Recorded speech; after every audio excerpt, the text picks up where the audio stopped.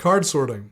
Card sorting is an activity that allows you to present a card deck to participants and allow them to prioritize the cards that are the most important to them. And we'll do this through a series of kind of filtering down till we get to the biggest, most important priority. And you can upload files from printed card decks that you might have, or just images that you found, icons or text, or a combination of icons and text. Once you've saved a card deck, you can reuse it across multiple games, multiple activities. So let's take a look here. I'll kind of walk you through it. We've got a meeting here, demo, that we can add the card sorting to. So I'm going to click Add Activity, and then I'm going to click Card Sorting. This is a premium activity, so you do have to have a premium account. So let's add some categories first. So these are the categories that they're going to pre-filter into before we start forcing them to down select. So let's say no, maybe, and yes. This is kind of the basic idea, like allowing people to do some quick kind of sorting. Could have, must have, should have, could have, won't have. Moscow is a popular one. And then primary category. Now this is the category that's going to be kept. So only cards in one of the categories is going to be retained after that first step. And so one of these categories you've added needs to be that like top priority or the primary category. So I'm going to pick yes. That would make sense, right? Out of yes, maybe, no. Yes would be the one we'd want to retain. And then the card set, I don't have any card sets configured, so I'm going to go ahead and edit card sets. I'm going to say new card set. And this is where in the new card we can add an image, an icon, or text. If we add image or icon, then we'll be able to add an icon or text to it. But if you add an image, an image can only be allowed by itself. So I'll show you what I mean by that. So once we upload an image, let's do my WD-40. So that'll be my WD-40 card. If I save that, then we've got a WD-40 card. And you'll notice that we can only edit the image or delete it. We can't add text or icon. Here we can say, let's say, I don't know, culture is a culture card. And I should have pressed enter and I didn't. Culture, enter. Now we can add an icon to this, right? And we can say, okay, cool. There's our culture icon. Awesome. And likewise, if we start a card with an icon, then we can also add text to that icon, but we can't have image and text or image or icon together. So again, once you create this and save this off, you can use this for subsequent plays or uses of the activity. So once you add card sorting again, this card deck will be available. So you can create a whole array of card sets. I know some folks have created their own. They've even printed them up. So you could load up those print files here as your images, and then save this deck off. And then I need to select that new set that I created and go ahead and add the activity.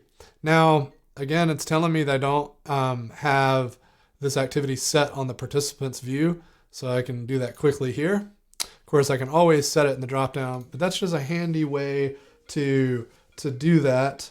I want to silence that phone call. That's just a handy way to quickly set it on the participant view. So let's take a look at the participant view. We'll copy this link here and we'll go over and have a look. And we can see that I've got my 3 cards and I can categorize them. And I need to organize them, into whatever categories I want. And, once I drag them, of course I can rearrange them however I like. So, if I wanted to swap them, I can. And so I move them around however I see fit. And again, yes is the primary category. And so once I move forwards, then anything not in yes will be removed. So I'm going to say, I have 30, 40 cards here and I'm moving them around and Let's just leave it here for this demo, this quick demo. So I'm going to review results, and now we'll see, okay, so now we can kind of talk about these. And as a facilitator, you'll be able to drag stuff around and correct them. So if the whole team is organizing these, one person might have put WD-40 in one column, someone else might have put it in the other. And so you'll see it in both columns and it'll be red. And so in that case, I might drag it to maybe, and then now it's we don't have it in two different columns. And that's the column the group decided that it would be best put in. So what you see here is this combination of solo work and then followed up by group work, where we talk about the differences, and we limit our conversation to the places where we disagree. So if we're all agreeing, then we can just move on. But this really surfaces up where we're thinking differently, and we need to talk about that and expose it. And we'll make a quick decision of, actually we want it to be in this column. So once we get that locked in, then we move on to phase 2. And then phase 2 is saying we're going to down select from those 2 cards. So let's say that there were 10 cards in there and we needed to down select. We might select 5 cards. In this case, half of 2 is 1. So that's what the default is. But just for explanation purposes, let's say I said that they had to down select to 2.